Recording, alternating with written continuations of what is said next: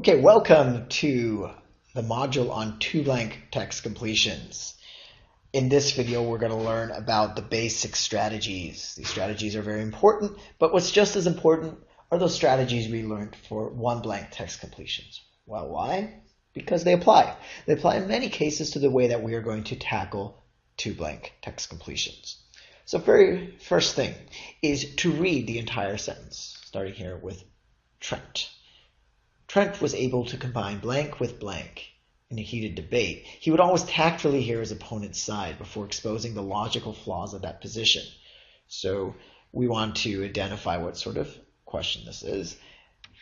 Going back to one blank text completions, this is a type of text completions where you're defining what these blanks are. And so therefore we have to know what comes after the blank. So we know because we have read the entire sentence. We've identified now the sentence type. It's simply defining these two blanks. There's no shift going on. And what did we do with one blank text completions? We looked for the keywords, for the clues.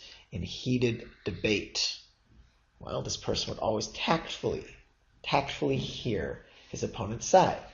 So a good thing to remember is to try to deal with one blank at a time. It's a very good strategy because if you try to put too much on your plate, find the clues for both of these, try to come up with your word for both blanks, it's going to be a lot more difficult than doing one blank at a time. So Trent was able to combine blank. Well, he tactfully listened to his opponent's side. To be tactful is to be sensitive in a social setting.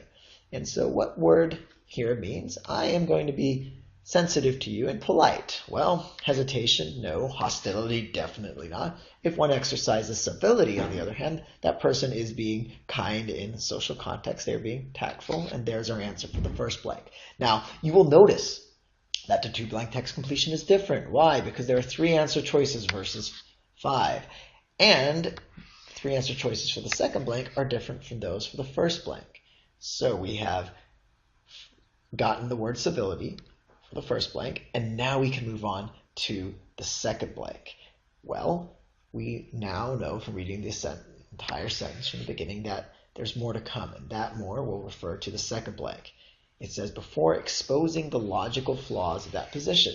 So that's great. This guy Trent was a very good debater. He would listen to the other side, but then show how the other side was wrong. So what did he have here? Well, he combined politeness, civility with an ability to reason and argue. And so that's going to be my word, the word that I can come up with here and match to the answer choice. Again, you don't need to come up with an exact word, but a phrase. And so this person's good at debating, so they have intelligence, sure. Sarcasm, no, that's very negative. It doesn't go with the tone of the sentence. And definitely cowardice doesn't work.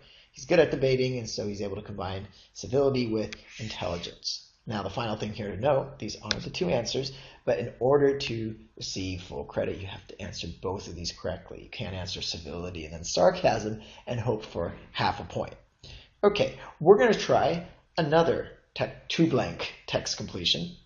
And in this case, well, let's do what we did last time. We started off with reading the entire sentence. In stark contrast to his later blank, Madison mostly blanked merriment during his college years, despite the fact that his school had a reputation for revelry. So we want to do what? We want to identify the sentence type. We want to look for shifters in stark contrast. So we know that this first blank now is opposite to this second blank. So in stark contrast to his later fun guyness, again, I'm making up my own words here, Madison mostly avoided merriment. Or in stark contrast to his later crazy guyness, Madison mostly, or actually crazy guy and fun guy is the same thing, so I take that back. In stark contrast to his not such a fun guy, Madison mostly invited merriment. So the point is these two blanks are opposite. That's great. We know the relationship between these two blanks, but how do you know which one is which? That is this the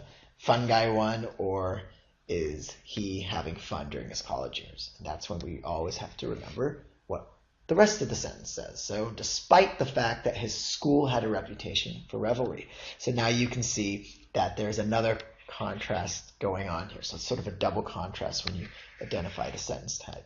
And you'll see that there is more complexity in two blank text completions simply because there's typically more words and there are two blanks. Once we get to three blank text completions, it's even going to be more complex. But here we have that double contrast going on.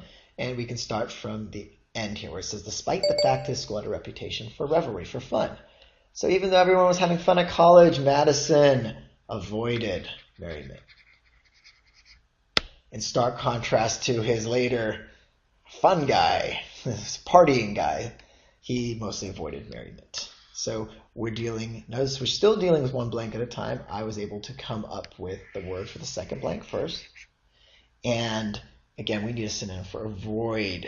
And it's definitely not took part in. Think of wallow. You wallow in your misery. You wallow in your grief. You get deeply involved in something. So that doesn't really work because we're going for the opposite. You're avoiding it altogether. And that's what the word abstain means. And now, again, we can come up or we can deal with the first blank. The importance here being you do not need to deal with the first blank always first. So again, we've more or less come up here with look for our keywords, and we've come up with our own words, and now we're matching. So in stark contrast to his later, so we need a word that means he's having a fun time. He's the party guy. What word is that?